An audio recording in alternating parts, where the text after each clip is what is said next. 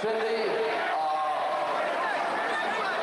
in all the time I've known you, you've always brought your full heart and your soul and excitement to the world of music, and you're doing the same thing now in the world of wrestling. You and your manager, Dave Wolf, have done more than anybody to bring rock and wrestling together. So it's with great pride and happiness that I recognize the fact that the World Wrestling Federation has seen fit to award you the Special Achievement Award for your contributions to the world of women's wrestling to Cyndi Lauper. Ladies and gentlemen, I'd like to introduce to you Captain Louis Falcone! I don't know what to say. I'm so grateful. This is something special. It's really beautiful, Cyndi. Wait, just a minute, Ronnie. Ronnie. This, Cyndi, is something special. 1 second, please. I know even though it was me that set this up, and it was me that started it, I want to present you with this. Oh, my God! Captain Lou Albano Clover! Look at Roddy Piper's just gone bananas! David Wolf trying to come to the rescue, but he's no match!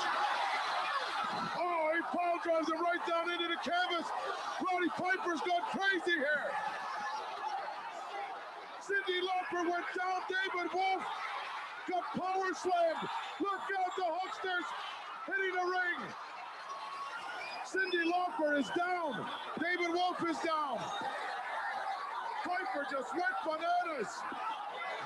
Hulkster came in and they immediately left the ring. The new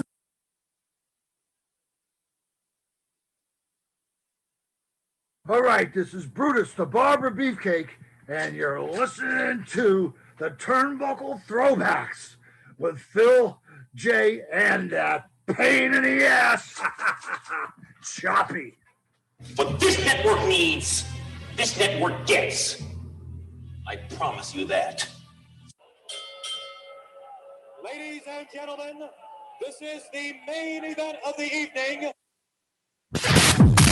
Broadcasting live from Shaolin, Staten Island, New York City. Freak Show Central. Where's that? New York City. It's the Turnbuckle Throwbacks Wrestling Podcast with Phil, Jay, and that pain in the ass, Choppy. On Rant EM Radio, proud member of the Shining Wizards Network and Dark Satellite Media.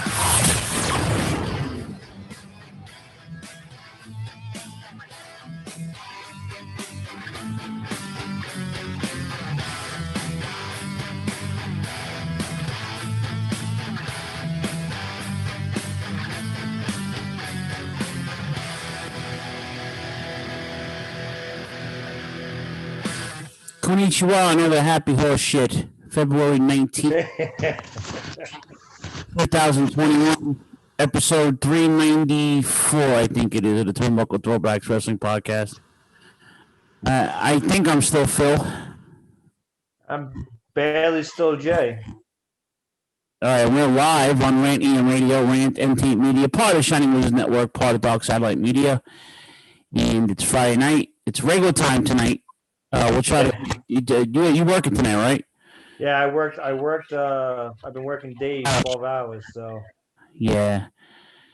I took a fucking header last night on Ridgewood Avenue over here. I slipped fucking ice, dude. I slipped and it was like a Benny Hill episode. I couldn't get up. The entire left side of my body was fucking sore as hell. Shit. All over my hands, and then when I tried to get up, I couldn't get up, and everything was still attached to me. Like my book bag, my headset didn't fall off. Nothing fell off except for me. I fell to the floor. Yeah, that ice was pretty killer this morning. Yeah. So anyway, let's see. Let's say hello to our lovely chat room. Let's say hello to. Let's play Jay's music first. Let's do that. Let's play. I've been waiting to hear this. Yeah, let's play Jay's music. All right, let's do it. There we go. I had to lower the volume on the. I figured out why some of the stuff wasn't coming out. I was fucking with the volume for the last 40 minutes. It came out better, you know. Oh, good, yeah.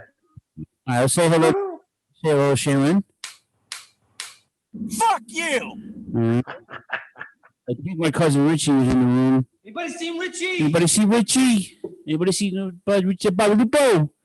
Blair's in the room. Gordon's in the room. What's up, bitches? So yeah, man. I did something I never do. I worked overtime. Yeah, I was just, when you said that yesterday or the day before, my first thing is like, yo, let's do it. Like, definitely got to do it. Well, what happened was we're like on skeleton crew right now in my department, and my boss said to me Wednesday, he goes, "What's the likelihood of me getting you to come in on Friday?" I'm like, slim and none. This conversation started about 8:00 in the morning. Comes over to me again. He goes, "No." I said, "You know what?" And then I said, "No. Yeah, exactly. No." I said, "I hate being here sometimes to begin with." He's like, "Come on, man. I need the help. I really do." I was like, so now about 2 hours later, he comes back to me again. I said, "You know what?"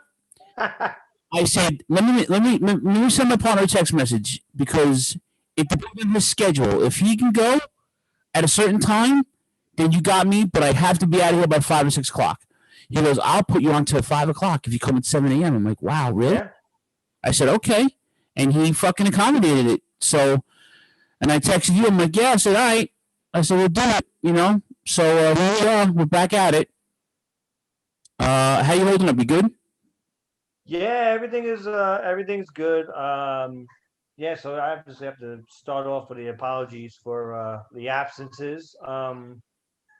Work has been a mother effer as of late. I was nights and I was actually 7 p.m. to 7 a.m. and then I thankfully got switched over, or unthankfully, one or the other, however you look at it. I got switched over to days, which is better for the show, obviously. Better for the home life too, because I ain't got to tell you about long hours and long days. Right. Yeah. Exactly. But everything is better than it was. Everything it's nothing too terrible on this side, but at a later date I'll have the whole story and everything. But otherwise, everything is really, really good right now. I have to admit. Said it's Wilderness Jay. It looks like you're working in the wilderness with that background. Yeah, I don't know. Dylan, my stepson, did this 4 weeks ago. I don't know how to change it yet. I still have no idea. So I'm in the Northern Lights back here. I haven't seen Jay and Choppy so much in so much not that many visits that I still have their fucking Christmas presents sitting here. I know. And same here. We finally took the tree down, but I got your presents to the side. Yeah, the tree down the fucking day, the day of New Year's. New Year's, what was that? Right before New Year's, took it down.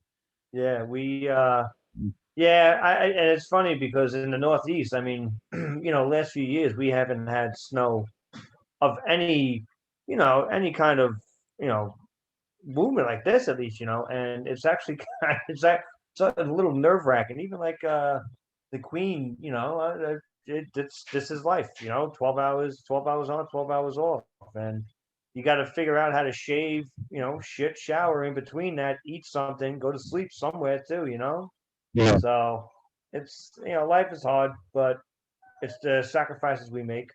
Yeah, I did time and a half. Oh no, the YouTube thing's not working right now. Sorry, Hammer's here. I can't do YouTube at the same time apparently. My camera's only like $30. We're gonna get another camera though in a couple of months, so we should be all right. Now, yeah. So yeah, but I thought about the overtime, right? And it was like I worked Monday, which is a hospital holiday. So yes. When I work a 10-hour shift, that's time and a half. Yeah. And I get a vacation day, right? So now anything after 35 hours, 30 hours, whatever it is also time and a half. There you go. Next week's paycheck is going to be next pay period is going to be fucking delicious. Listen, that's the same thing too. With the snow, it's we call it Snova time, and white gold and what have you. It's good. The paychecks are good. The work sucks. Being time away from home sucks. Yep.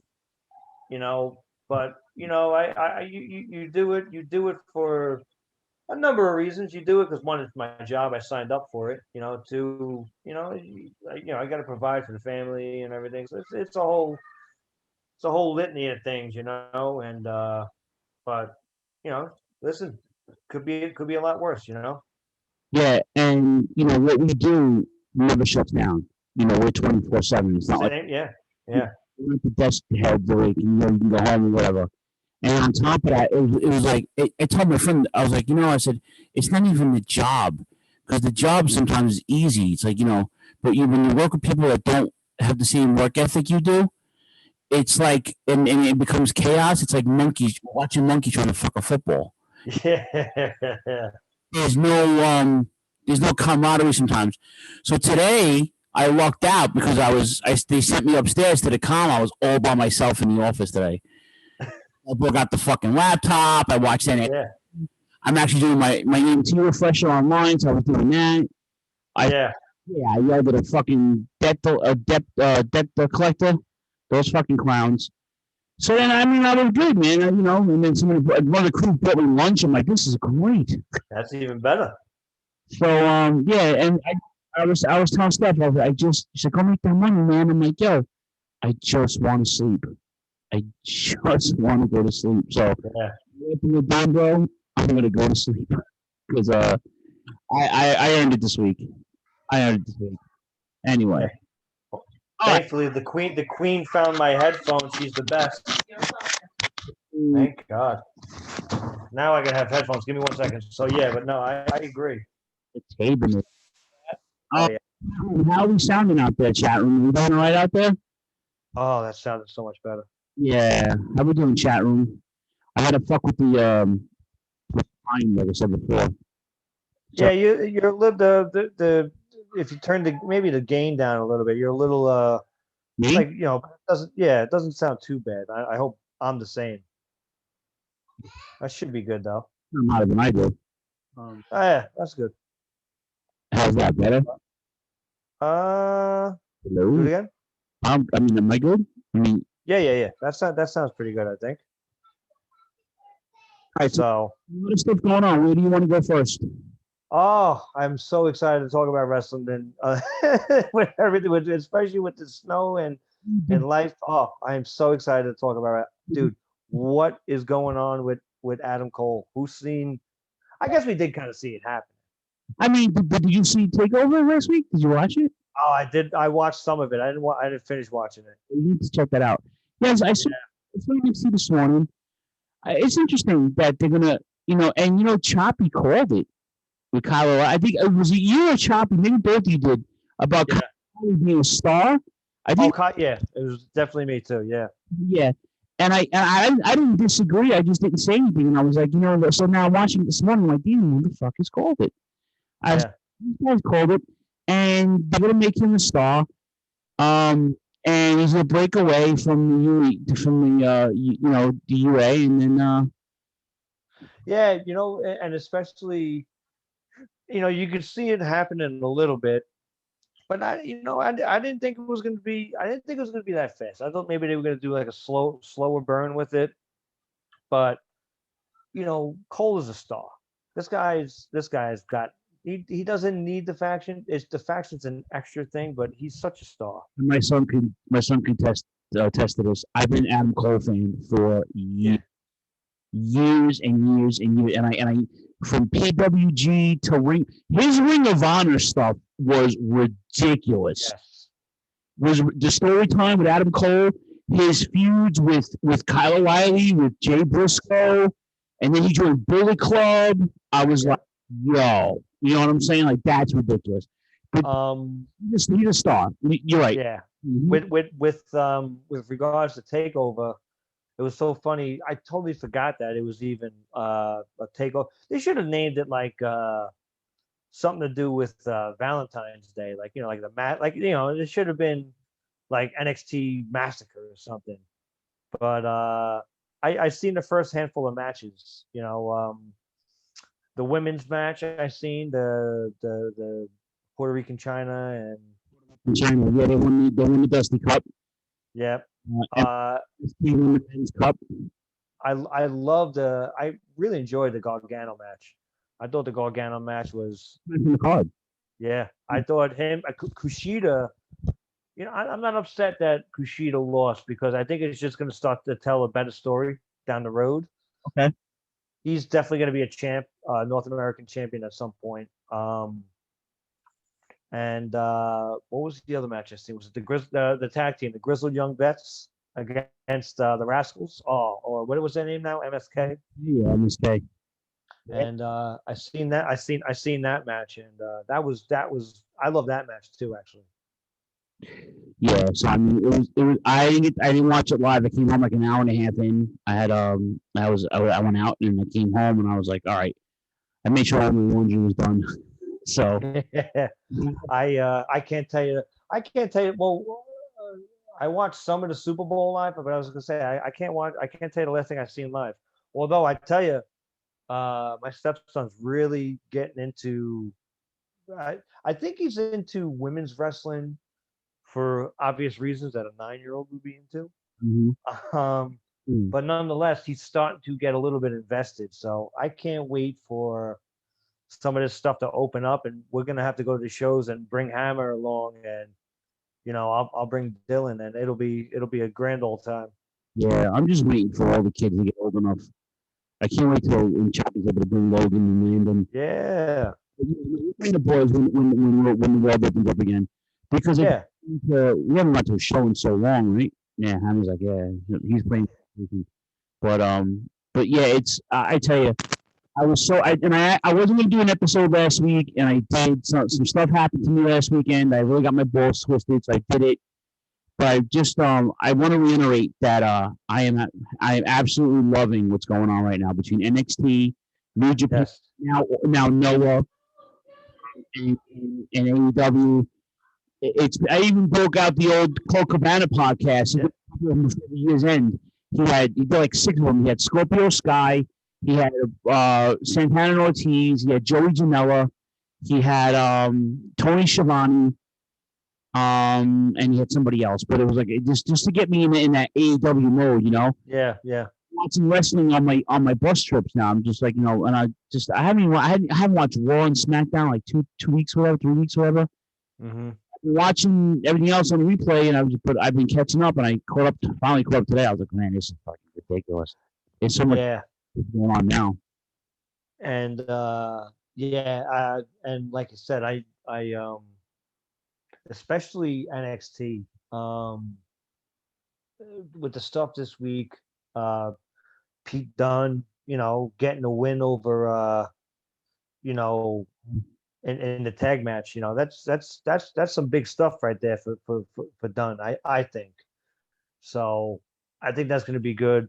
Like I said, I didn't see the main event. Who was it? It was Balor against Pete Dunne. But clearly they're going to be trying to go for a second one. But this is the title is kind of flooded. Cole, O'Reilly, Pete Dunne. I mean, are we pushing ourselves into a fatal 4-way of some sort? Probably. And I'm not mad at that, Jake. I'm not mad at that. Yeah. There's these takeovers every couple of months that they remind me of the Clash of Champions. Yes. Like you know how it gets you psyched up for in between the big events and stuff like that. If you guys listening to the beginning of the podcast, I opened up with the incident for the water settle the score, which happened 30-something years ago. And I tell you, it's when Piper cracks the gold record over Alabama's head. And it's so good. It's so good. He was so hated as a heel. Yeah, but he was probably one of the greatest heels ever. Which, because NXT, they've been working with Evolve. But now Evolve is getting NXT is going to open up Evolve as another brand. Yeah. So they got another championship, something else for the network. Which listen, it's more wrestling. Anybody who complains with more wrestling is really not a fan of wrestling. It's just too much. My girlfriend was just, how do you keep up with it? And I'm like, careful. Yeah, it's think about it. Think about where we are right now. We got Impact blowing it up. I can't. We have it's everywhere. ROH is it's funny. ROH is like the stock market. It goes up, they come down. They go up, they come down because it's and I don't think it's booking per se, but it's opportunities and right now they're kind of coming back around and like I said, I kind of want to see NWA is lying dormant right now and Aldis he was just on Conan's podcast. I know that he's been on and off on the Greca show, Busted Open, and I want to see something with NWA. It'll happen once the world opens up. They just couldn't pay anybody. Yeah. In fact, I watched their pay-per-view last week. Yep. Which listen, Tommy Dreamer had a main event. He was 50 years old on his 50th birthday against Rich Swann. I love Rich Swann, but not as world champion. He's not strong enough to hold a world title. No, he's not. Yeah, and he's doing great things there, but he's not fully believable for me. When you got guys like Moose there, even Rhino's a little bit up. He's starting to get up there in age, but you got these guys there. Like Rich Swann doesn't really strike you as a world champion per se. Mod Spock, yes. Mod Spock, this is the H2O shirt that Toby actually sent to me for free. So shout out to Toby. But yeah, thank you very much. Mod Spock checking in from the Midwest.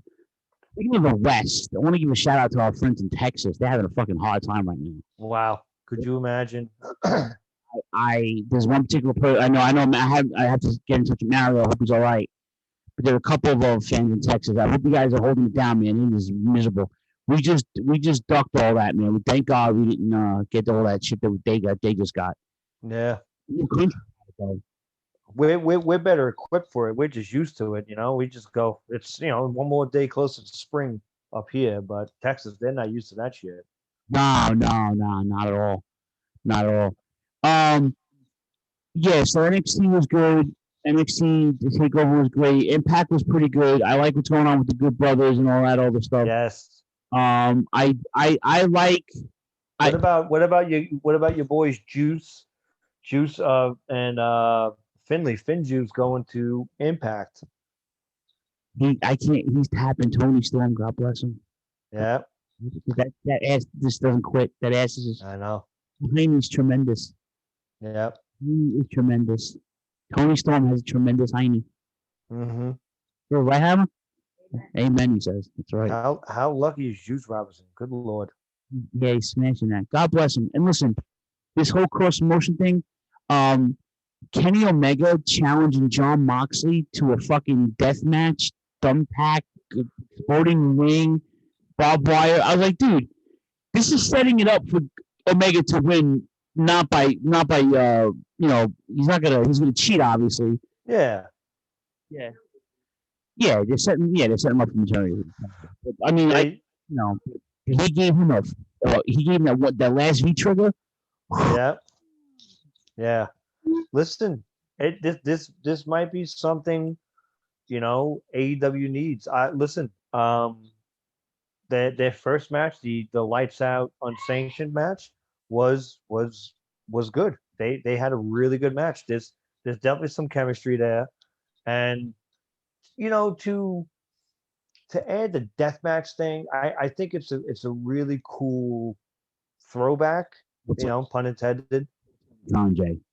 Yeah. That's all Tony Khan. It has to be. Yeah. It has to be. Has to be. But then how long until we go, oh, what is it gonna be? Heel McMahon, heel Tony Khan, you know what I mean? Like you listen to Tony Khan talk. I heard him on Jericho's podcast a couple weeks ago. And I think he's trying to distance himself from being that money mark guy, because he truly is a fan of the wrestling business. But in the same breath, I think he has enough people around him that have been influenced, because he's got the book right now. He's And he doesn't have any experience, but he's got experience in his back pocket. He's in spades. Yeah, he's got Jericho. He's got the Bucks. He's got Cody. He's got Kenny Omega. He's got Hangman. He's got all these guys, and then their agents. Jesus, he's got Jerry Lynn. He's got Dean Malenko. He's got Arn Anderson. Richard. Dude, you got Jake Roberts at your disposal. And who probably doesn't even sit in on the meetings and probably can. Yeah. You know what I'm saying? Like, it's that kind of party. So anybody who's not excited about what's going on right now, even with the pandemic, even with the shitty weather, even with, like, the Knicks trying to charge me $100 for a fucking ticket next week. I'm not going to pay for, right? Even like that, I'm not mad at it, bro. I'm just telling Michael, I'm so happy. We may do a WrestleMania party this year. Yeah, I think we should.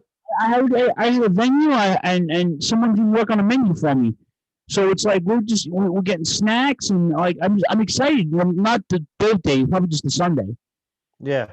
But like, and then the Rant's bringing back the whole Mania weekend. We do all the shows and roundtables and stuff like that. It's going to be this is the best time I'm going to be a wrestling fan. And I'm going to say this again to all the fucking Japanese marks, complaining about Great Muta winning the Noah title.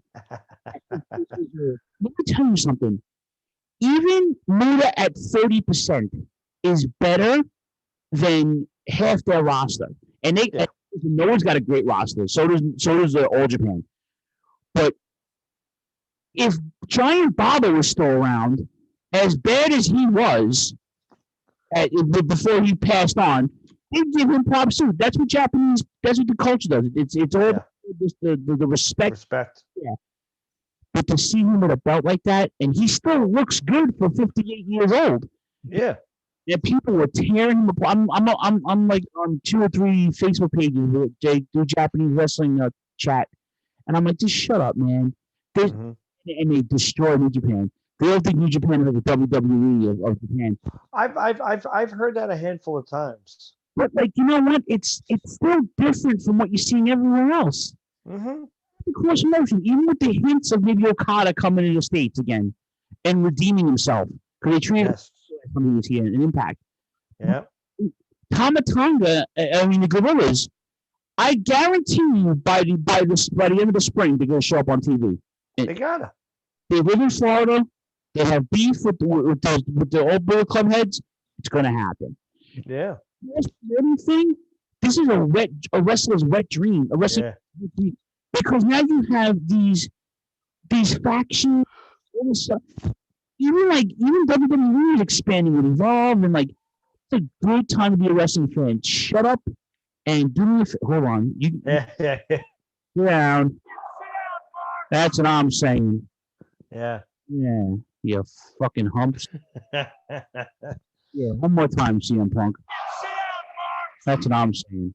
Yeah, like I said, I mean, listen, Muta is wrestling royalty. Like, and he is he's the one that's bridging that gap from the 80s and early 90s to where we are today.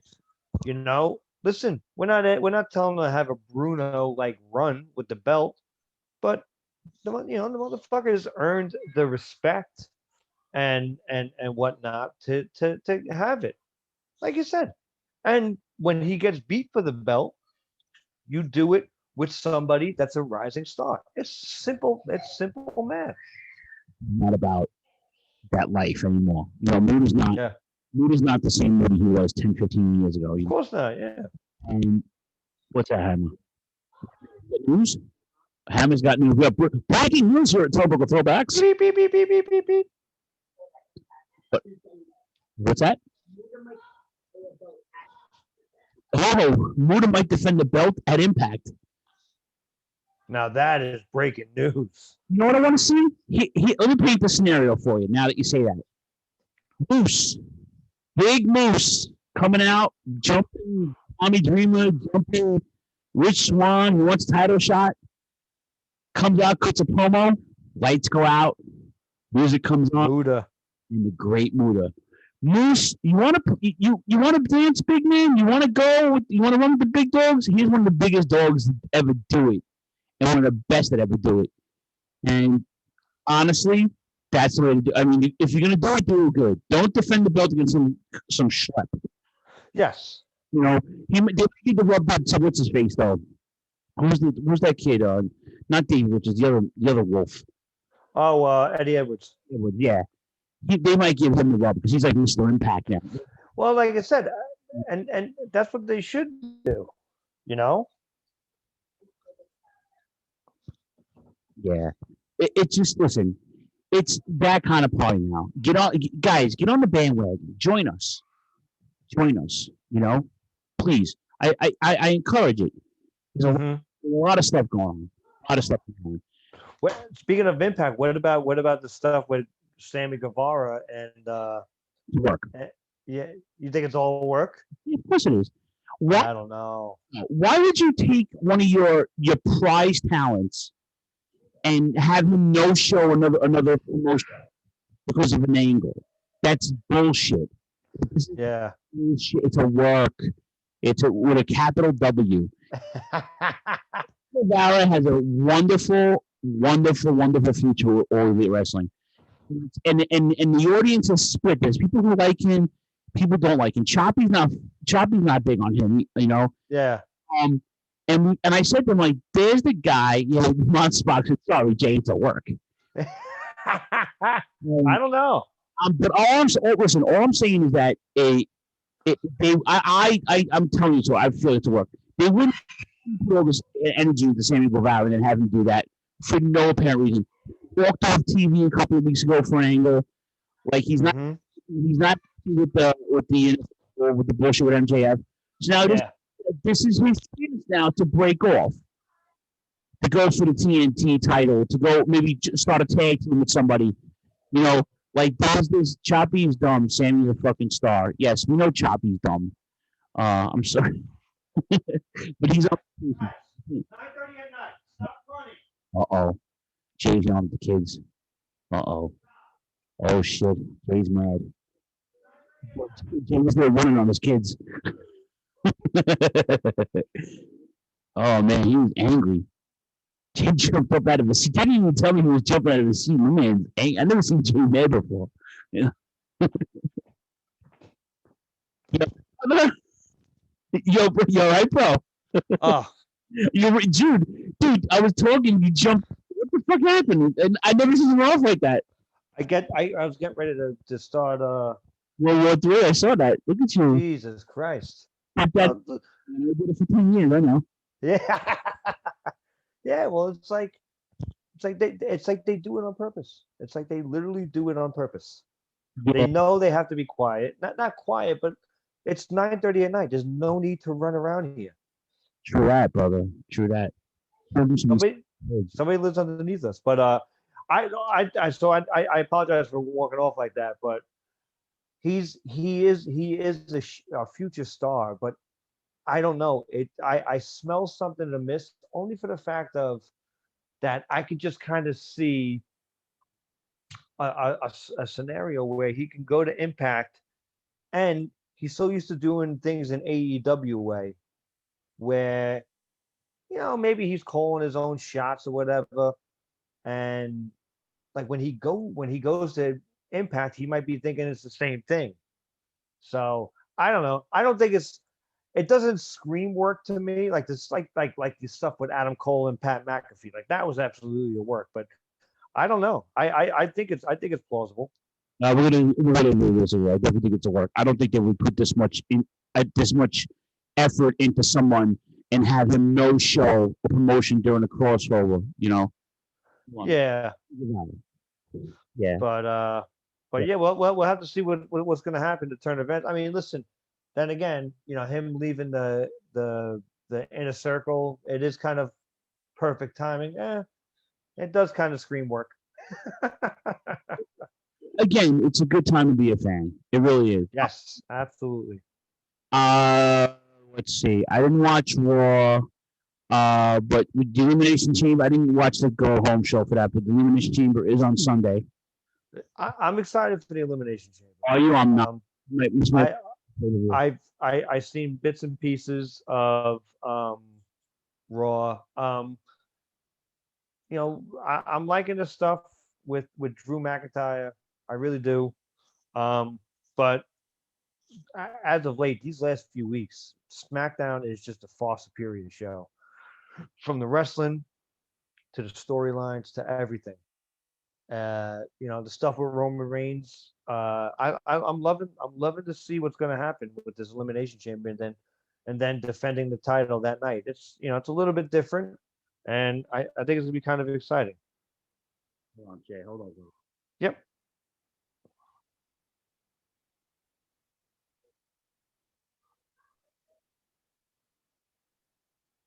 Anyway, all right. Let's run a review. Which U.S.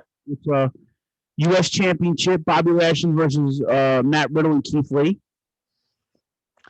I'm upset that they're doing this match now.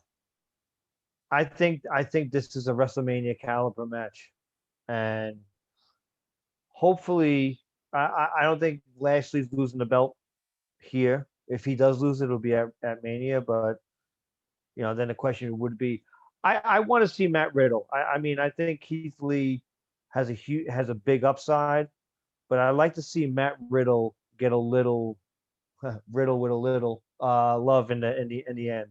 The poet and didn't know it. Yeah, exactly. I'm gonna take Keith Lee. Wow. Yeah, I'm gonna take Keith Lee for the win. Hold on. I saw it the other day. Just give me. Oh, you found it? Oh. Keith Lee finishes bad. Yeah, you think? Okay. Anyway, next match. Elimination Chamber for the WWE Championship. Drew McIntyre defending against Sheamus, AJ Styles, Randy Orton, Jeff Hardy, and Kofi Kingston. It's so funny. AJ Styles belongs in the match. Sheamus belongs in the match. Drew McIntyre belongs in the match. Jeff Hardy, Randy Orton. It feels like it's a shoehorn in, if you ask me. Right. McIntyre's got to win. He's got to go to Mania with the belt. I mean, who he faces, we still don't know yet. Right. Which is unbelievable to think of. That we're a month or so out, and we have no idea who he's going to face. But hopefully it's Sheamus. I'd like to see a nice Sheamus McIntyre match at WrestleMania. I think McIntyre's going to win, and I think Sheamus is going to still fight him, because I think Edge is going after Roman. So yeah, Edge against Roman makes perfect sense. As much as us, want to see Edge against Finn Balor, I think that would be a fantastic match. There's no rhyme or reason for that, though. Edge didn't come back to go to NXT. You know what I'm saying? Yeah, but all right. So you're taking Sheamus. I'm going to take McIntyre. Yeah, I'm taking McIntyre. Yeah. U.S. Championship #1 contendership Elimination Chamber: Kevin Owens, Daniel Bryan, Jey Uso, Sami Zayn, Cesaro, and King Corbin. This is a hard one. We've been seeing Kevin Owens for the last few months.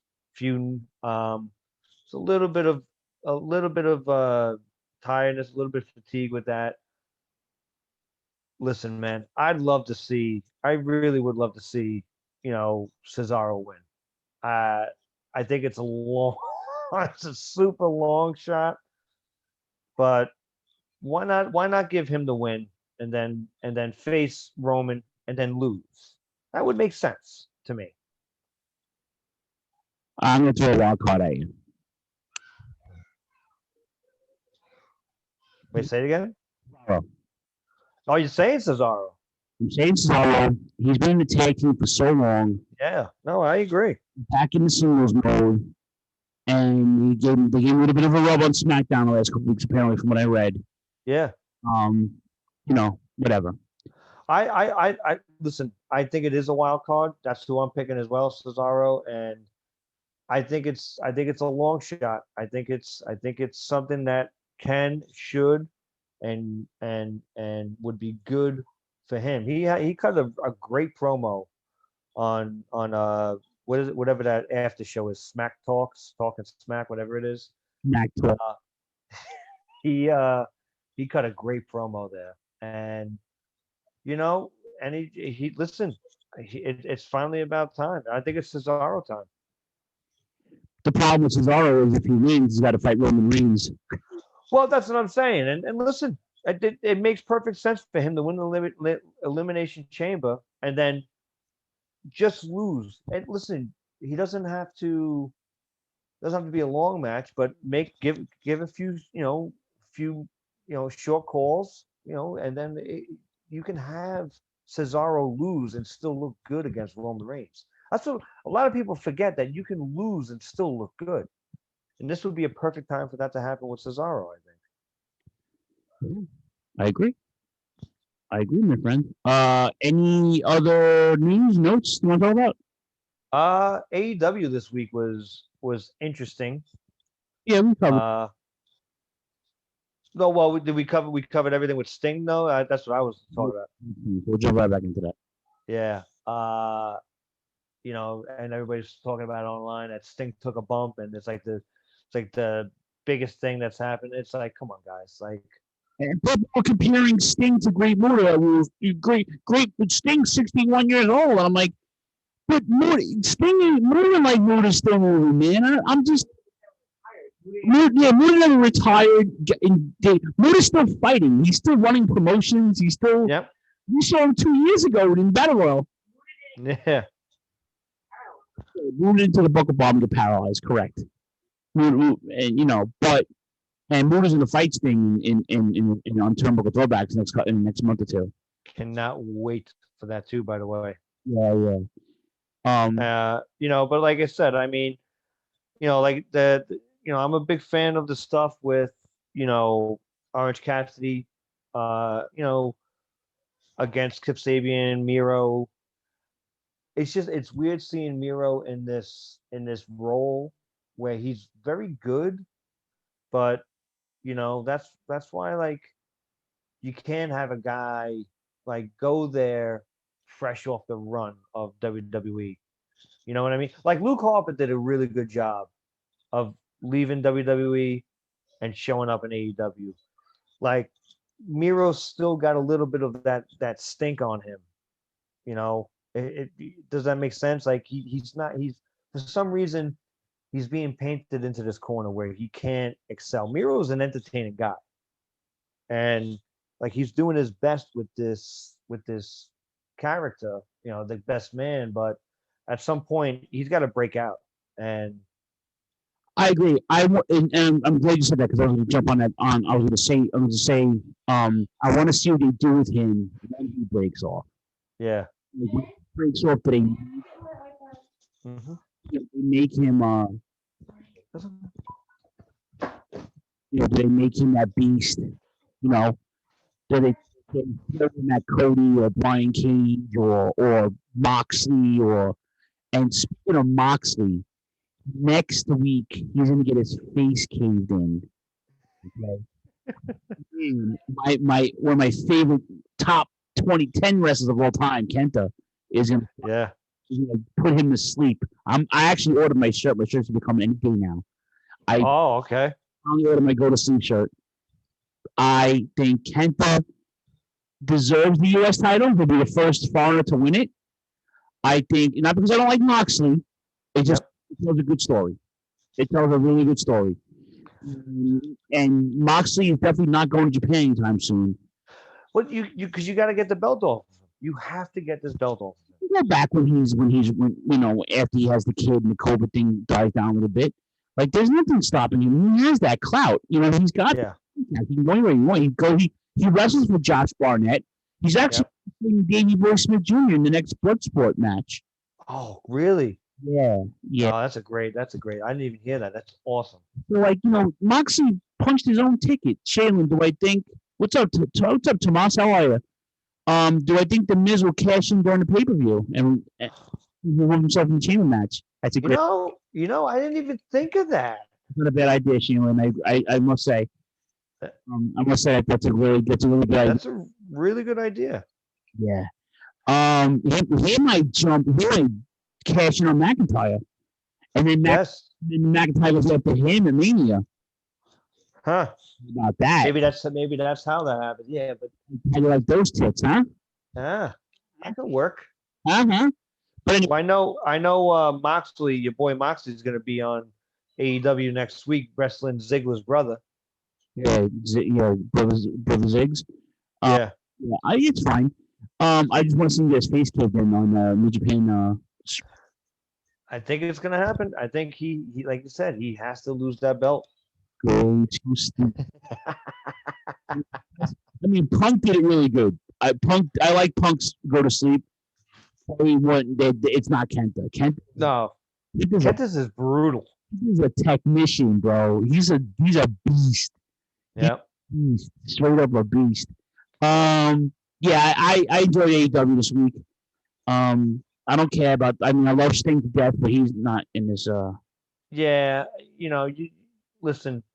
Hopefully, they get what Listen, get Darby Allin over. I don't think Darby doesn't need much of a push with Sting, but get a little of that on, and then come back for another thing because this isn't going to be his last match. And Darby didn't need Sting. That was the thing. No, I agree. He didn't. They need something for him to do, and I was like, they didn't put him in a street fight. I mean, come on, man. It's not Sting's style, man. Sting is maniacal. Sting is he's tactical. You know what I'm saying? When Moxley get the belt back at Revolution, no. Not. I don't think because he's going to be taking a run. He's going to be taking a time off with the baby. And Kenny Omega's going to cheat. Kenny Omega can't win an exploding ring death match. Come on now, he's maybe one of the best wrestlers in the world, but he's no death match wrestler. Hey, listen, the only way that he might be able to cheat. Onita's got to come back from the dead. Is Onita dead? I don't think it's too sure he's dead. I think he's Hayabusa. Maybe he'll come back from the dead. Hayabusa. He just died recently. What a shame. But yeah, Murder Mox setting up paternity leave. Murder Moxley. Paternity leave. Mox Bach. How many times have I been saying that Hangman Page is the future of that company? Yeah. Well, I don't like what they're doing with the stuff with. Well, I shouldn't say I don't like it, but we have to see how it plays out with Matt Hardy. I love Matt Hardy. I think Money Matt. Yes, I love the idea of an identity crisis with Matt Hardy. Every week he does something differently. Your boy Money Mike's gimmick. What's up with that? The birthday boy? Yeah. Oh, it's his birthday today? I think 2 days ago. Fucking old bastard. Where's that birthday? We're good. I covered for you. Don't worry about it. Yeah, thank you. Yeah, good job there, buddy. Yeah. But it's all right. Page is gonna be the man. That bottom line, Johnny Moxley. Anyway, anything else before we take a break? No, let's take a little break. All right. Breaky poo. Let's plug our pals, and then we're gonna revisit this throwback because we've done it already. But we're gonna. I was gonna ask you that if you guys done it. With Jay's eyes, I like doing this with Jay's eyes. Plus, the 30th anniversary of this pay-per-view. I have quite a few things to say about this. It's interesting. I'm sure you do. It's actually one of my favorite pay-per-views. Actually, I enjoy this. I love watching the pay-per-view because there's no reasons. I got 2 words for you, Brian Pillman. Yeah, and that's right. Yeah. Oh, did you see Matt Squire putting my face on Abe Knuckleball Schwartz? No. Yeah, it's on the Facebook. I gotta look it up. Yeah. All right, ladies and gentlemen, we'll be up Turnbuckle Throwbacks. It's Phil. It's Jay. Choppy's on. Was he? Not on assignment. Is he on assignment? Is that what we're calling it? He's on assignment again this week. On assignment, right? Tell me about his Hugh Jackman fucking updates. All right, we'll be right back. Let's plug our pals. Promotional consideration paid for by the following. Everyone knows a lot of things can change in the span of 10 years. But when it comes to professional wrestling podcasting, one thing is still guaranteed. The Shining Wizards is the only place to get all the latest wrestling news, interviews with the greatest guests, and of course, tons of laughs in discussing the world of wrestling. The show is still available on Monday nights at 7 p.m. East on rantemradio.com and Rant Entertainment Media on the TuneIn app. And it's still available on all podcasting platforms. To check us out, head over to shiningwizards.com, where it's still wrestling talk and talk about wrestling.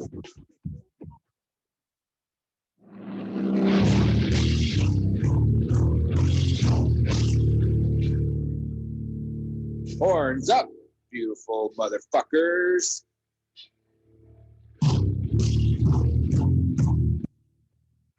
Radioactive Metal is here on the Shining Wizards Network, and we want you to listen.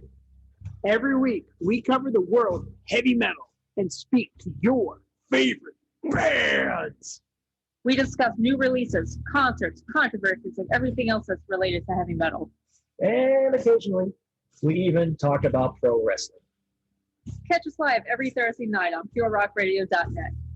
Listen to past episodes at radioactivemetal.org or at shiningwizardsnetwork.com. And remember, it's not metal unless it's radioactive metal. Are you tired of being told what to think and believe by Hollywood elites and politicians who just don't care about you? Tired of not getting the truth when you watch the news? Tired of trying to figure out what pronoun to use? Tired of mob mentality when all you want to do is think for yourself and make up your own mind? That's where we come in. This is Justin. And Vince. Your host of Inconclusive Breakdown. We are a weekly anti-PC podcast bringing you entertainment and current event news without any spin. If you want to truly stay informed on what's going on in the world, then give us a listen every Sunday, anywhere you get podcasts, at least till Zuckerberg and Twitter Jack deplatform us. And as always, we're proud members of the Shining Wizards Network.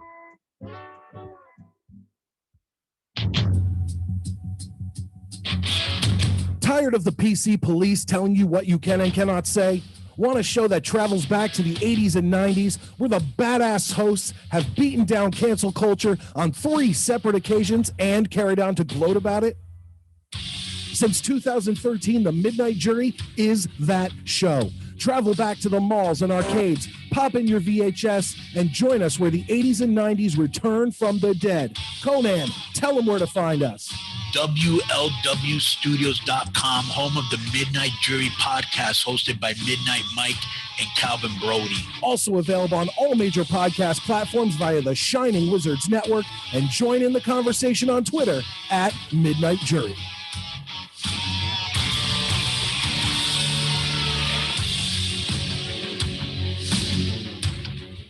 What's up, wrestling fans? This is former WCW wrestling star Glacier. Make sure to tune in to Turnbuckle Throwbacks with Phil, Jay, that big pain in the butt Choppy. So make sure you tune in before blood runs cold on you.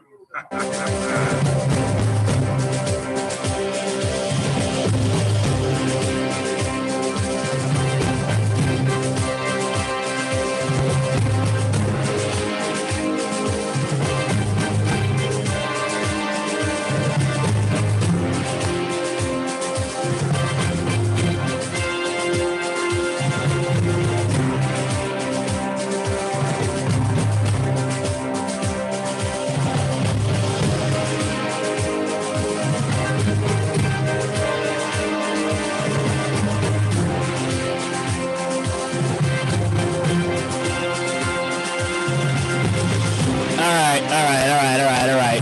We're back. Turnbuckle Throwbacks. Going to war. Yeah, buddy. All right. Rant EM Radio, Rant Entertainment Media. We are part of the Shining Wizards Network, part of Dark Satellite Media. It's Phil, it's Jay, it's the chat room. It's Friday night, and we're feeling all right. Feeling all right. Feeling all right. The party's not here on the east side, though. But I haven't seen you with a coffee tonight. Nah, no coffee tonight. No, you're going to work with no coffee? Yeah. Oh no, I'm working in the morning. Thank God. So. Okay. I do work. After this, it's right off the bed. Exactly. Yeah. All right, cool in the gang. Let's where is there it is. Let's play the gimmick. Let's do it. And now, here is your throwback of the week Sponsored by the Shining Wizards Network and Rant EM Radio.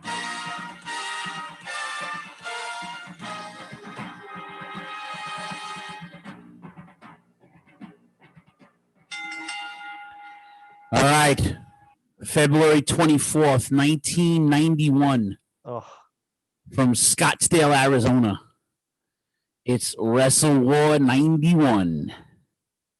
Officially WCW now. Yes. Breaking off from the Crockett's, even though the Crockett's were producing still. Yeah, they were still in the picture, but this is the Jim Herd era at its finest. I saw Elaine the Brain there before. Hello, Elaine. And Mr. Roberto Domingo is now in the room. Hey now. Doing flips and shit. That's right. You talk about on a side note. You talk about missing two motherfuckers. Holy shit, man! It's been forever since I've seen them. Yeah, it's.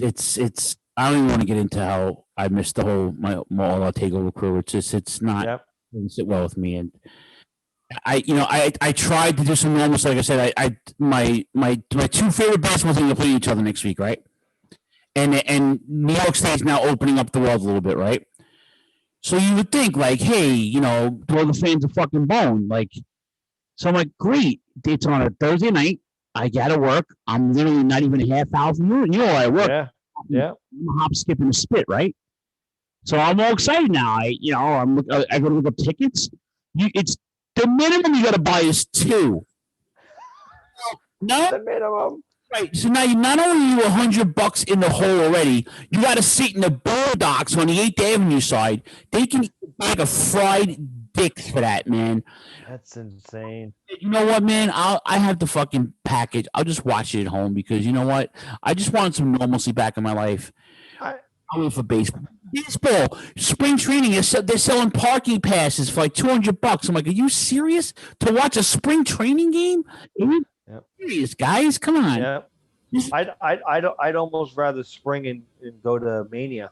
I would almost consider. I mean, I don't know if I could do it now, but I would seriously consider it. I just want to go somewhere, man. Yeah. That's not the supermarket, But I've seen too much of Walmart this last year. But I know. Anyway. But what an abysmal turnout they had there, huh? It was terrible. It wasn't too bad. Oh, it was like a half plate lit up area. There was empty chairs all over the place. Gotta get it. 8,000. Yeah, I think it was like a 20,000 seat venue or something like that. No, it's not. It was a small. Oh, hold on. What did I have there? I've seen a bunch of empty seats, and like within that first match or two, I was like, no, but it's like it's got to be 10 or 13,000 seats. There's no way. It's not a huge arena, bro. It's Scottsdale, Arizona. There's no for the golf over there. You can see Alice Cooper on the greens over there. Oh, don't tempt me with a good time, pal. No, I'm saying that's what it is. Yeah. Hold on, where's James Golf? There it is. Yeah, don't tempt me with a good time. Oh, I missed that sound. All right. How about your boy Dusty Rhodes on commentary? Like a dream. If you walk behind you're not gonna see nothing else but that. You know what I'm saying? This is it right here. This is the rest of the wall. With his green jacket. I mean his red jacket. Yep. Fucking, and that hat he had that fucking come on, man. Like only Dusty can look. You will walk behind her. The view is always the same, Daddy. Anyway. JR and Dusty are your hosts. Tony Schiavone's with doing the behind the scenes gimmicks and interviews. Your opening match was for the World Six. I forgot the World 6-Man title still existed at this point. I can't believe it. You know what, Gordon? I want to ask Dusty the same question. You know what? I'm going to ask her right now. You like this hat? Yeah. Thank you, Gordon, for reminding me. You better like this hat. That's no lie. I forgot that the 6-man title still existed. Yeah. And I'm sad that Tommy Rich, the Junkyard Dog, and Ricky Morton had it. Oh God, it's just like it almost looks like when they must have won the belts, they were like, Ah, shit. You know what, man? We're paying for JYD. We don't have him anywhere. Ah, we got to put him somewhere. Well, who else can we get to work?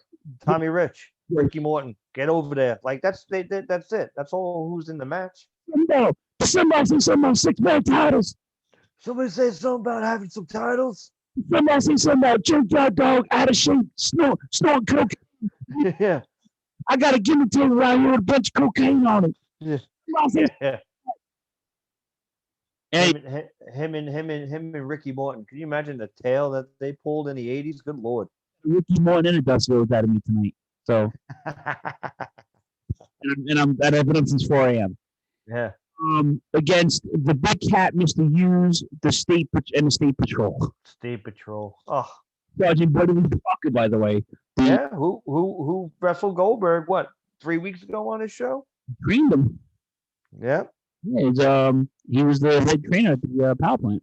Yeah. It was a terrible match. Dusty Norton and the champs are loaded and ready. Somebody say something about Dusty being ready. Yeah. Get a couple 8-balls. Somebody about cocaine. 1991. Sorry. This was a fucking terrible match. Yeah, well, this is before the Computer Man of the 2000s, where with Alexandra York before he becomes Richard Morton and Thomas Rich. Wait. So, You're skipping ahead a little bit. When State Patrol was using the bushwhacker headbutt. Say again? Oh yeah. He's a bushwhacker headbutt. JYD gets the thump on Parker, gets the two Morton and scoots in for another cover, which finishes at 9:52. All right, now Tony Schiavone interviews the York Foundation. Yes. A very hot Terry Runnels, by the way. Yes. Looking amazing. Alexandria York was her name, right? Yep. Back when she wore clothes. Just put that, Somebody say something about half-naked women. Yeah. They predict that Thomas which was that Terrence Taylor? Terrence Taylor. He's going to beat Tom Zink in less than 15 minutes and 28 seconds. Somebody say something about stopwatch. Somebody say something about betting odds. Somebody say something about parlay. Yeah. All right, your next match was actually a pretty good friggin' match. This was a great match, yes. Beautiful Bobby and his pristine mullet. Yes. Taking on the Candyman, Brad Armstrong. And his pristine mullet. His pristine poodle hair mullet. He had that curly Afro sheen looking. Oh yeah. Right? JR notes that Brad has a brother fighting in Iraq. We know who that was. Yeah, Brian Armstrong. Yeah. And all right, this was a good match, Jay. This was a very good match, actually. I thought this was a good match. Listen, these guys are, they're not talking people into the building, but there's probably no two better people on this card than when that bell rings than Bobby Eaton and Brad Armstrong. It's the days where the mid-card acts with no gimmick would get 13 or 15 minutes just for the purpose of getting somebody over. That's it. Yeah, and like you said. And that's how you do it, folks. Mr. Booker Man. See me on the Booker Man. See me on the parquet on the parquet up there on the marquee. Yeah, Booker right. Booker right. Let's see. Eaton wins with the finishing with the neck break and then the Alabama Jam at 12:50. Yeah, I tell you, man, and Eaton's one of those guys where it just everything looked crisp and like he throws a great working punch, just a great punch, and it's almost like Memphis style too, like how Jerry Lawler always throws like a great punch too. Bobby throws it, he like leans, like he drops the wrist, and he does one like he leans into it. It's almost like it's and like you said, and these are the guys like where everything means something. Everything inside the ropes means something. Yeah, it was a contest. It was essentially that's all it was a contest, and this was good. Obviously wasn't the best match, but this was a good match. This is a good match. I'm sorry. Yeah. No, it's a good match though. This was a good match. The next match, they're trying something. I get it. Yeah, so now we all know there's a huge working agreement with New Japan Pro Wrestling and WCW. We took some Joshis from Land of the Rising Sun. Miss and Nikki Honda versus Mami Kitamura and Itsuki Yamasaki. See, I didn't fuck that up too. I practiced. You were practicing, yeah.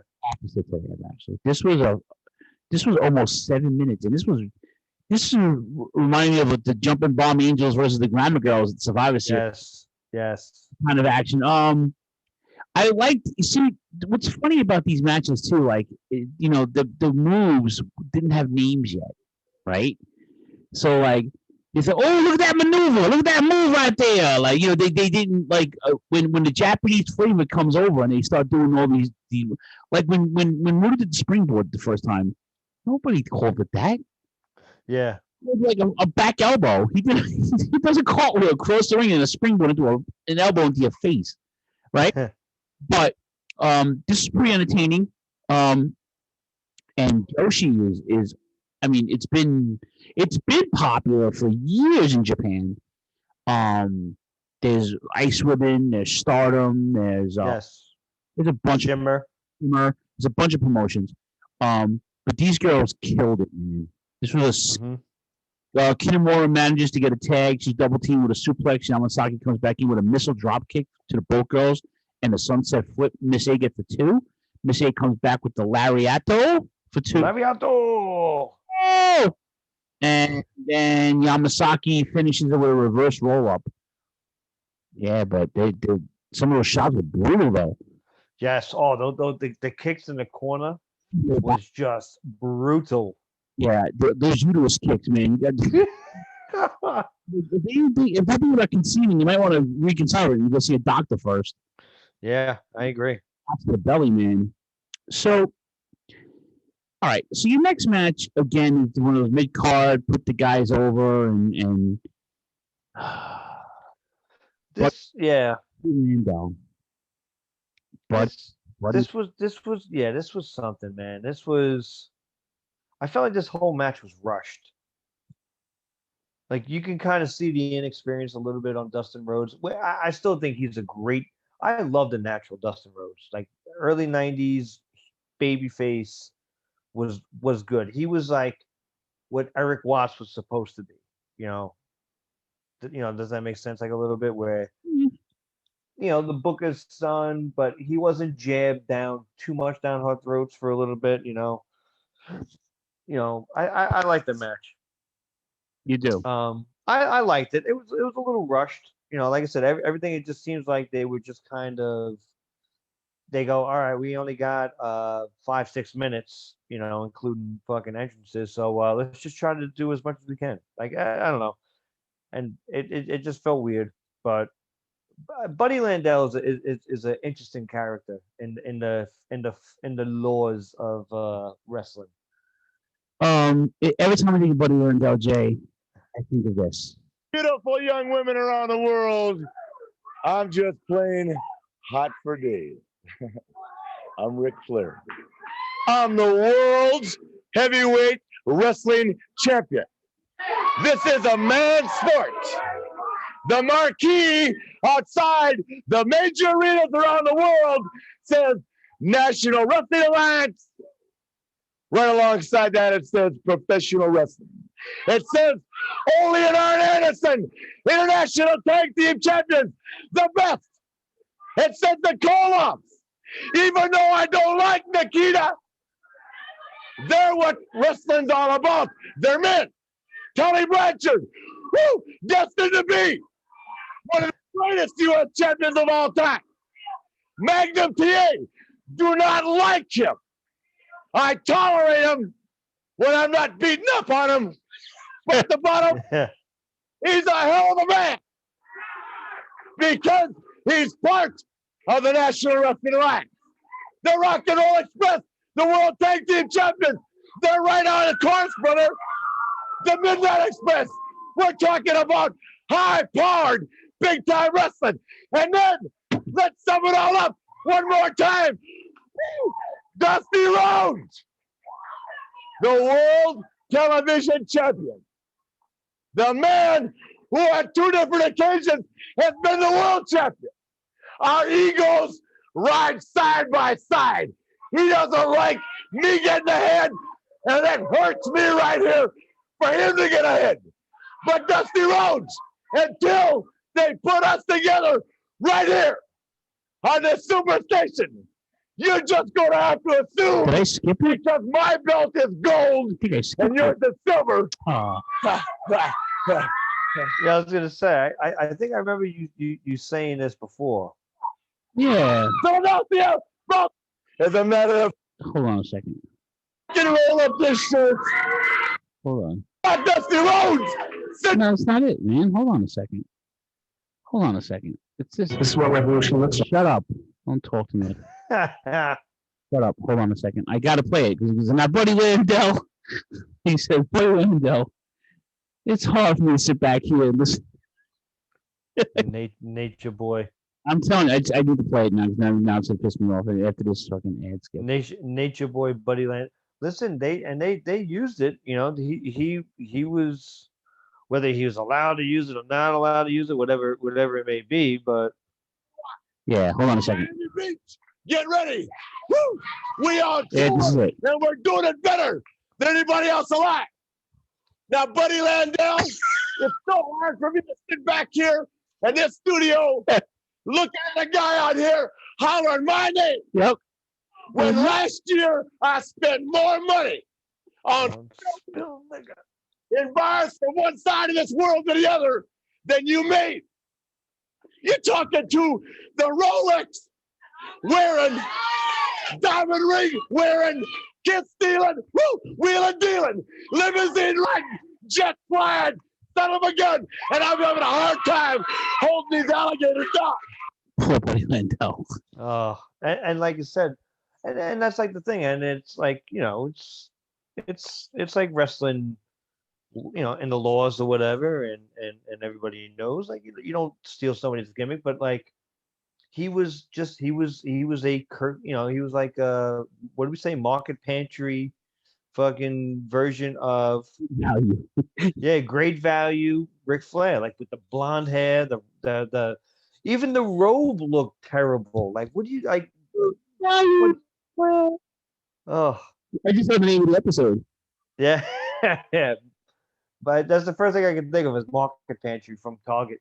Yeah, and the market pantry. Yeah, and it's funny because like he's not a bad worker. Like his stuff in Smoky Mountain was good. Buddy Landell was a good worker. That was the problem was he put the gimmick. When Flair took the Nature Boy name, right? He just took the name. He really didn't do anything Buddy Rogers did. Just the name. Buddy Rogers took it from somebody else. Yeah. Thing, right? But when Landell took the Nature Boy gimmick from him, he bleached hair. He wore like these hand-me-down robes. He had AJ as his manager before the Horsemen. Like, it was like, but his stuff in Mid-South was good too. And you mentioned Smoky Mountain. So, anyway, taking on Dusty Rhodes. Dustin. Yeah. Yeah, like I said, I like the stuff with Dustin. I'm a big fan of young Dustin Rhodes, and you know, to me, I think, you know, him going heel, you know, and him doing a whole character change in WWF in '95 was the best thing for his career. But he was in. I mean, listen, he was called a natural. And I think he was called a natural for a reason. Natural. But yeah, Buddy gets the sleeper. Dustin reverses it. Buddy takes him to the ropes to break when he runs into a boot.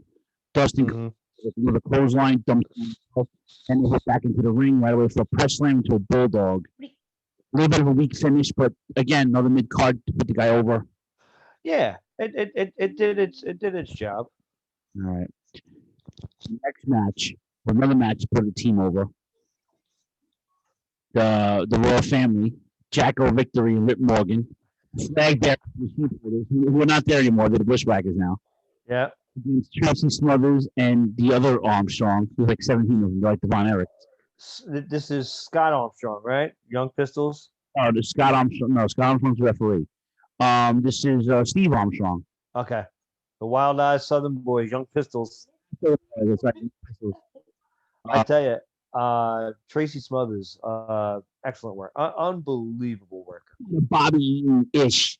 Yes. When he punches some dudes in. Yeah. This was all right. This was I don't know. I don't know. What do you think? I this match could have been, you know. Hey, I have a headache. And why can't you just use that mouse pad? All right. Yep. Anyway, no, the match. I mean, it's 12 minutes too long. Actually, way too long. Yeah. Well, like I said, that's what I mean. Like this match for a tag match, even like the women's match was 6-7 minutes. Like it kind of went a little fast, but it seemed like they were doing a lot though too in that match. This match just kind of dragged on. Like they were just trying an old Southern style tag match, you know, heels, baby faces, and it just kind of dragged a little bit, you know. And ended abruptly. Morgan gets an elbow. Jacko Victory goes after Armstrong, but Armstrong drop kicks them both to break up the double suplex on Smothers. Then Smothers just falls on top of the pin. Mm-hmm. And you know, Victory didn't get a fucking personality like 10 years later. He was with Steve Carino. Yeah. Well, Spot. Exactly. High spot. Tony Schiavone interviews the Freebirds' new manager, Diamond Dallas Page. And you could see how just over the top DDP was here. Oh, it was so good. I loved it. Martin, sir. Was it? I'm sorry. I loved it, man. I thought you know, I'm a sucker for these gaudy type stuff, and you know, even like his promos. Listen, his promos were always on point, and he was a good fit for the Freebirds, I thought. And he brought out Sir Oliver Humperdinck too. Yep. Oh, look who's checking in from location. Oh, he's on assignment. On assignment. What is it? Choppy's a pain in the ass. That's right. What's up, there? Is a test? Yeah. Talking about great value fucking Ric Flair, buddy. Anyway. Yeah, dude. So DDP was beat for Teddy Long. The Freebirds have a tag title shot against Doom, who are the tag team champions. And homie don't play that. Homie don't play that. The next match was the no DQ stemming from their TV matches they had. Terrence Taylor taking on Mr. Minnesota, the Z-Man. I call him Tom Stink. Tom Stank. So Terry Taylor and Miss York said they can beat Mr. Stank. In was it 15? I said 15:28. Yeah, well, 13:20. Yeah, 15:28. Whatever the fuck it was. It was a pretty good match considering I don't like I don't like Tom Zink at all. Yeah. It's been 10 minutes and 59 seconds. Yeah, it was pretty close. I tell you, if you took the under, somebody said something about taking the under. I'm not taking the under. I said something on my paper, right? I got my ticket, man. I got my ticket and my gimmicks on the table. All right, so Taylor gets a 2 count, knee drop gets a 2 count, another clothesline gets a 2 count. Stank comes back with a neck for a super kick, which gets a 2. Power slam. For Guri, and Tom Zink gets up, but York distracts the ref, while Stank gets a body press for nothing. Mm-hmm. And Taylor goes on for the pin with the trunks. Takes the trunks. At 10 minutes 59 seconds, and you know, pretty much. Whatever. It's the start of the York Foundation. Yep.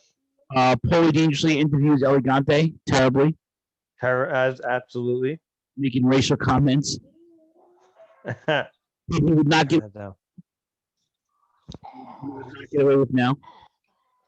What about this next match? I completely forgot about this match. God, man, I'm sorry, this is my favorite match, I should say.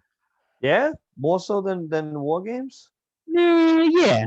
I mean, because my boys, it's Oh, of course. The bad man from Border, Texas. Mm-hmm. Seeing the battleship taking on Big Van Vader. Mm-hmm. I mean,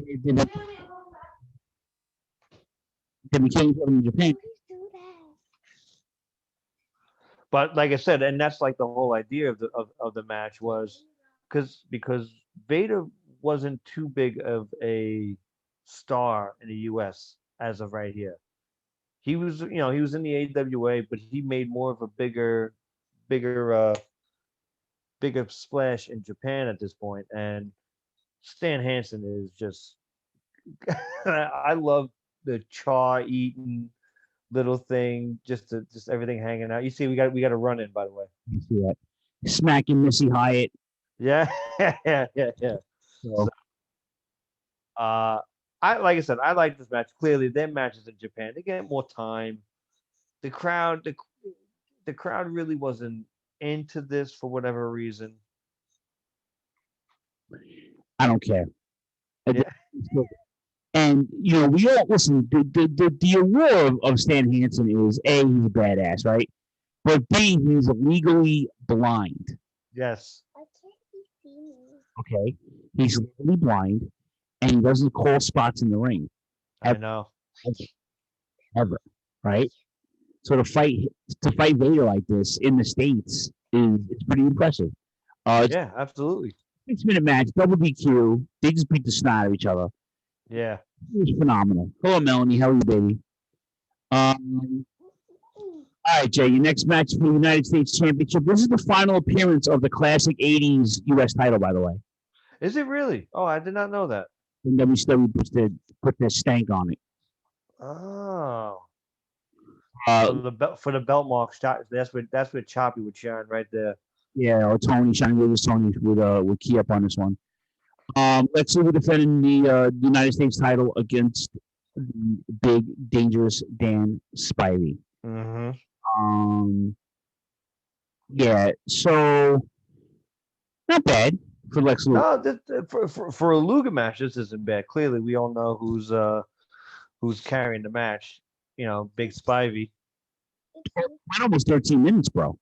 And listen, it didn't drag as much as I thought it could, but it definitely wasn't that bad. Listen, Luger at this time, he was pretty popular. So, he had joined the Four Horsemen about 2 years prior, right? 2-3 years prior. 87. Yeah. Okay. Yeah. So, he was primed for a babyface run. This was it before he left for WWF, and I thought this was pretty good. For what it could be. Spivey clearly just holding the match together can work anything, and I like I said, to me, seeing. Especially, what was the match we did in '90? Hansen against Luger. And so like I said, this was good. It was what it was. It got done. Listen, he won. There's no doubt that he was gonna win. Spivey rope power move, gets dumped over the top rope with a hot shot. Luger fights back, goes up with a flying clothesline and a power slam. Spivey dumps Luger to buy time, but Lex Sunset flips him back in. Spivey blocks it with a punch. They close on each other, slugging it out. Luger wins the slug out. Another collision. Both guys are out. Luger makes it up and then heads up to the top only to get a slam by Dan Spivey, and then uses the Ricky Steamboat reversal for the pin at 12 minutes and 15 seconds. Spivey worked his ass off, and I agree with you, Jay. He carried Luger. And listen, who else is gonna do it? So Luger heads over to get presented with the new U.S. title. Mm-hmm. Former foe and friend Nikita Koloff, only to get Yes, of course. So anyway, your next match is for the WCW World Tag Team Championship. Boston Heads Doom, Ron Simmons and Butch Reed taking on the fabulous Yes. God, Diamond Dallas Page. and the recently passed away Butch Reed here. Yeah. This is the end of Doom, pretty much. Yep. This is the straw that broke the camel's per se. Jimmy Garvin can't make a tag. He gets Simmons and get the sort of a spine buster for 2. Power Slam get the 2. Everyone fights while the ref is talking humperdink. But Reed uses an international object. We don't call it a foreign object. They call it an international object. International object. Oh, I've been waiting to use that all night so far. Object is by mistake giving Garvin the pin at 6 minutes 57 seconds for your new tag team champions. Good. Yes. Fabulous Freebirds. you had to get the belts off Doom. So, like I said, to me, it was something. Doom breaking up. This is before his Ron Simmons' run in 2 years from now. Right. But Ron Simmons was a far better babyface at this point than he was a heel. Once the mask came off of Doom, it kind of lost its luster to me. You know what I mean? Yeah, I hear you. And it was done, and then they flew for a while. Butch Reed wound up leaving the territory though, shortly after that. So then, yes, a year or 2 later, they never really like paid off that whole rivalry. Like I said, they just kind of like broke up, and that was it.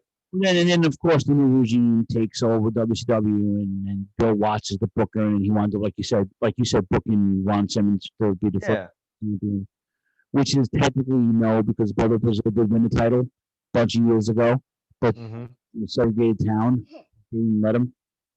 So, but he's the first recognized black heavyweight champion. So. Yeah. All right. Main event time. Go to bed, little girl. He's saying go to bed, Malika. You want to say hi, Malika, really quick? Say hi. You're supposed to say hello. We're doing a show. Say hi. Hi. All right. Hi. All right. All right.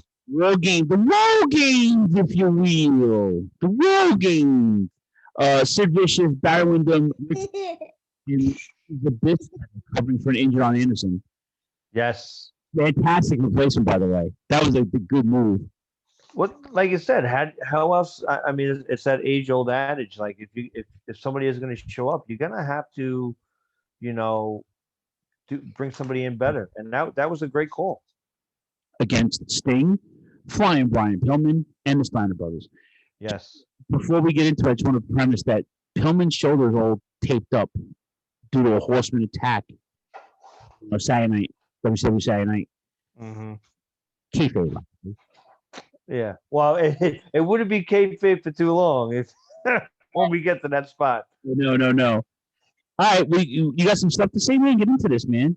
Well, I was saying about, we glossed over it in the beginning, but like they did a really good job with the whole, they were obviously they had the Wrestle War thing from the year prior.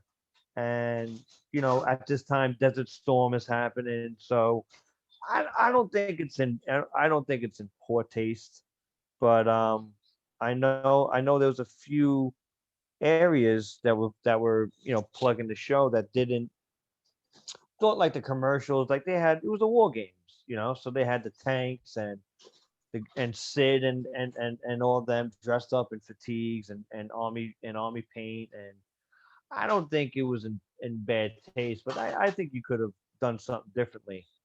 But I don't know.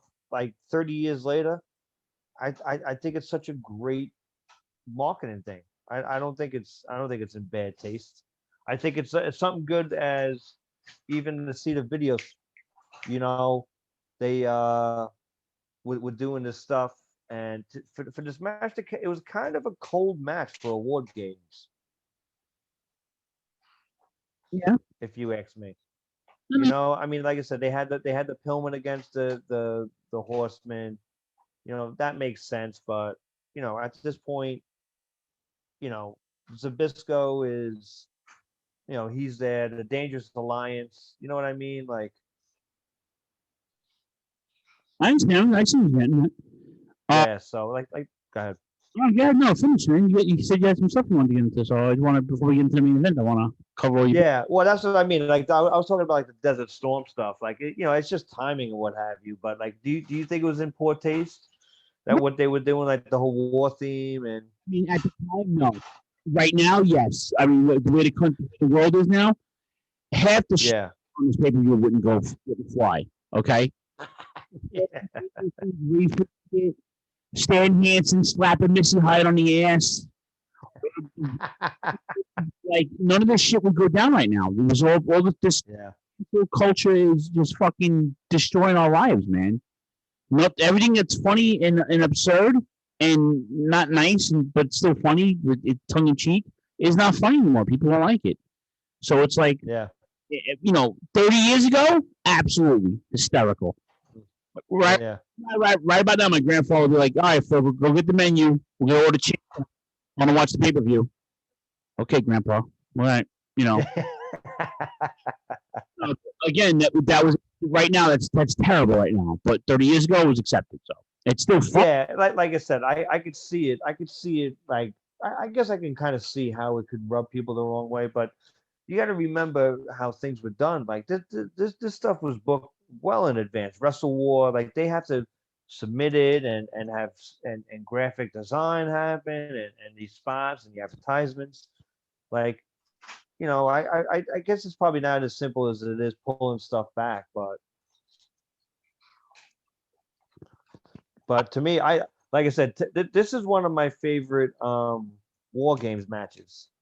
I think the whole graphic permission thing. I think Turner was a bigger than we think he at the time when I think he just had that clout where, you know, wrestling was flip in terms of the world, even though it was popular in pop culture.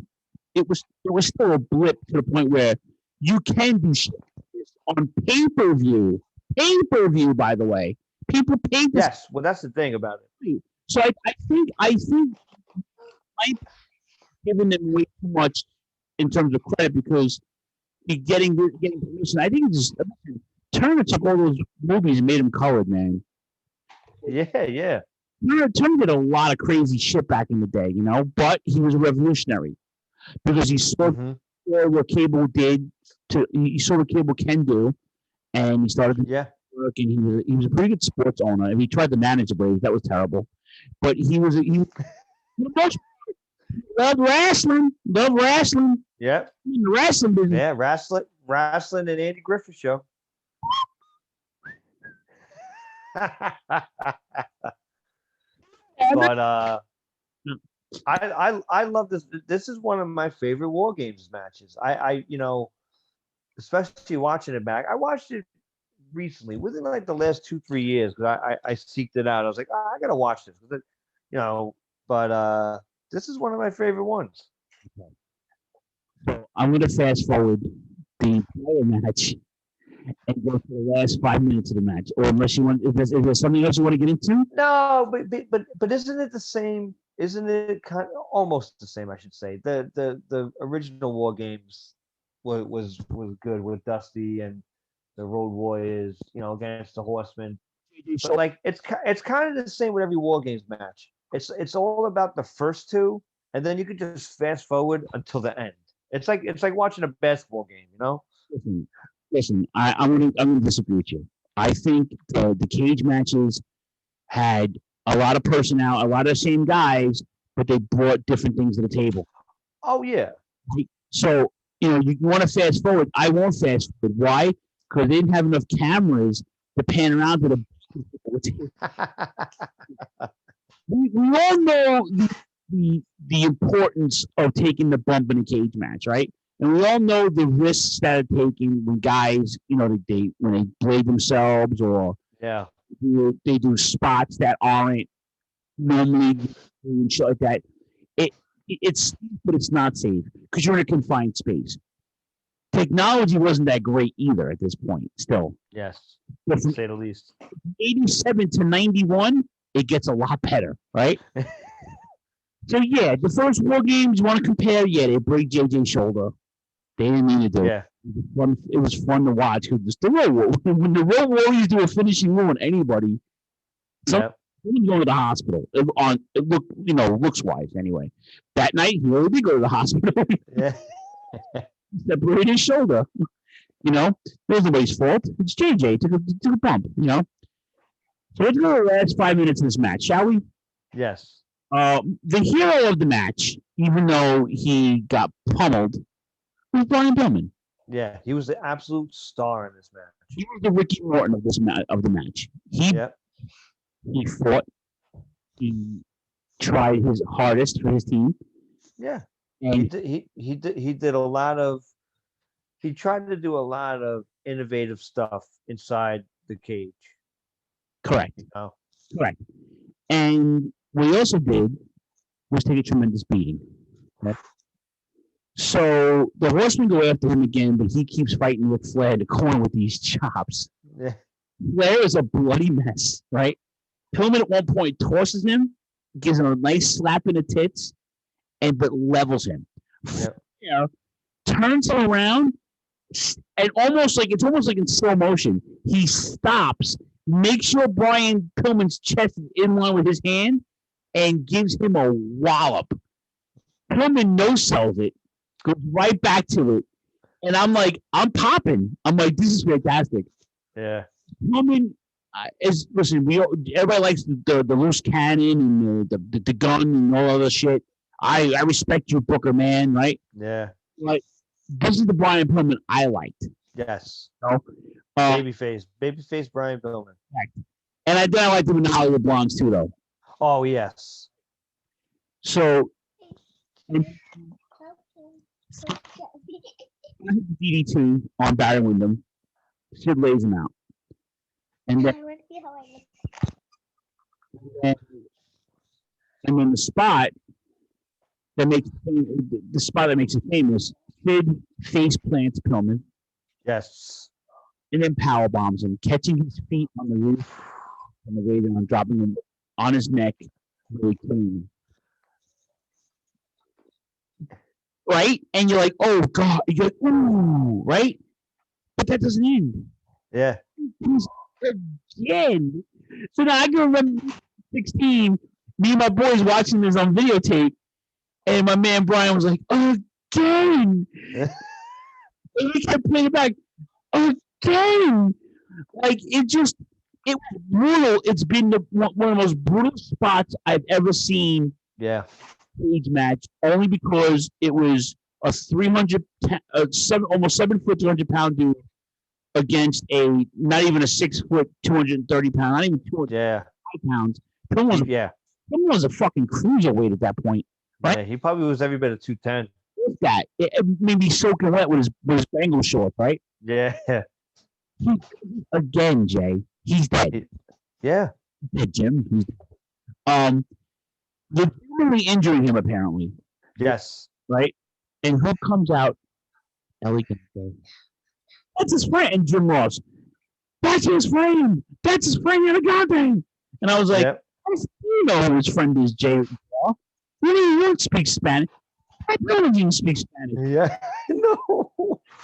Spaniels with those 7 foot Argentine retard, right? Yeah. Oh, I can't say retard. Sorry. Yeah, can't say retard. Did you say Mike? Yikes. He's yikes. And then where the match is ending at that point, Pillman's dead. The team surrender. And that was pretty much it, 22:05. And it's funny because like you see that scary spot, and it's so simple to blame Sid. Sid's not exactly known for being the greatest of workers, you know, but he was also no El Gigante either. Listen, is that Sid was one of those guys that looked the part. Oh yeah. Even if Sid couldn't work, even if he was a bad worker, he looked the part. Yep. With him, he could work, right? The only problem with him was though, he didn't look good against certain guys, right? That was a knock on him. But he became world champion in 2 different places. He mark. He was, the leg injury. Obviously, we talked about that a couple months ago. But this particular spot set things in motion. Yes. Certainly. Brian Pillman gets injured, right? And obviously, creative has nothing for you at that point. Like, you're dead, and that is the now you're bringing in the fucking rap master. You're bringing in, here comes. WCW is going to take a weird turn in the next couple of months with Turnbuckle Throwbacks, by the way. Yes. One. It's going to take a very interesting one. Correct. This pay-per-view may be the best one we do out of WCW this year. Oh no! That don't hold your tongue, buddy. We got coming up. We got some dudes coming up. But this wasn't the best pay-per-view. But however, it showcased what the '90s were about to be. Yes. Okay. And WCW is now, like I said, they're full-fledged. They broke off from the National Wrestling Alliance. They're their own entity now. They're Turnervision, if you will, and it's a new party. Now it's and you have to understand. 3 years after that, they get Hogan. Yes. So from '91 to '93, it was like this transition, and guys are. Vince is getting guys up north, and he's getting hokey up there, and it's like it was the '90s. Here comes Bill Clinton, and that's right, But the world is changing. We're at war, Yeah. And the economy is banging. Republicans are kicking ass apparently at that point. Oil was at an all-time ridiculous of the money. There was so much going on at that time, and baseball was insane. Was the Twins and the Braves. But yeah, it's just even hockey took a turn. The whole world took a turn. Yeah, was no different. So this was like a thing where I was excited. I got to reflect on this, and I'm thinking about like where I was I'm in high school, tape training, and skipping school now. Still kicking ass in school, but now skipping school. The girls are getting more interested. I find music, but I still love wrestling.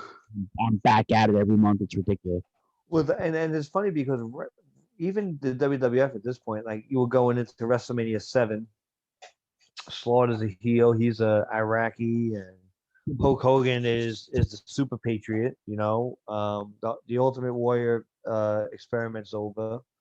But wrestling does take a huge downturn. This is the start of the cycle. It's it kind of goes around and around where it's so good, and then it comes back around where there's a down period, and we're in an upswing right now, 2021. But listen, '91 had some. I'm listening to get Super Bowl. Got the New Japan agreement. Like there's some good stuff. Let's not downplay the entire year. We got some good stuff coming up. Yeah. But this was a good match. I like the whole thing in and of itself. But I was still a big fan of this War Games in and of itself.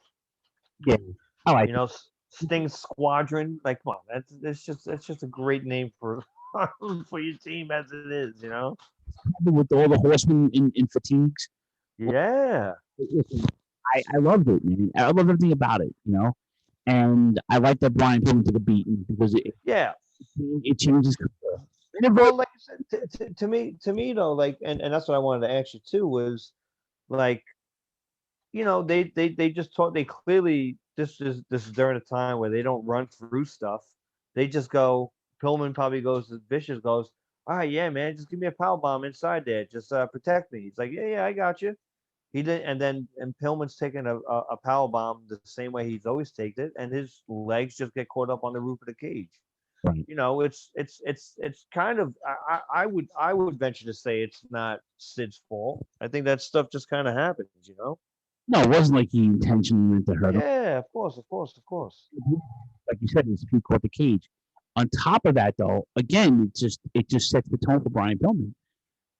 And it took it twice. It wasn't like, okay, oh my God, his feet got caught. He wasn't.